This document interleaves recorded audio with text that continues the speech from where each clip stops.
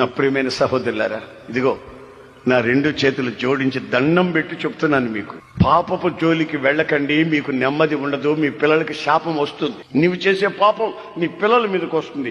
ఆ శాపం పిల్లల మీద తరతరాలు వెంబడిస్తుందని లేఖనాలు చెప్తున్నాయి. గనుక నీవు ఇప్పుడు నడుము కట్టుకోవాలి, గనుక నీ మనస్సుని కట్టాలి, గనుక నీ చూపును అదుపులో పెట్టాలి, గనుక నీ ప్రవర్తన వాక్యానుసారమై ఉండాలి. క్రిస్టియన్స్ అన్న వాళ్ళు పరలోకానికి వెళ్ళరు, క్రీస్తు వాక్యానికి అనుసరించిన వాళ్ళు వెళ్తారు. మనస్సును మార్చుకొని యేసు రక్తం చేత కడగబడితే పరలోక రాజ్యాన్ని కాస్త చూస్తావు, కానీ పోవు, లోపలికి పోవు. నీవు నీటి ద్వారాను ఆత్మ ద్వారాను జన్మిస్తే ఆ పరలోక రాజ్య ప్రవేశం, enter in to the Kingdom of God, enter, లోపలికి ప్రవేశిస్తావు. ఆయన ఆత్మానుసారంగా నువ్వు నడిస్తే ఆత్మని దుఃఖపరచుకోకుండా నీవు ఆ పరలోక రాజ్యంలో ఉన్న స్వాస్థ్యాన్ని అనుభవిస్తావు. ఆమేన్.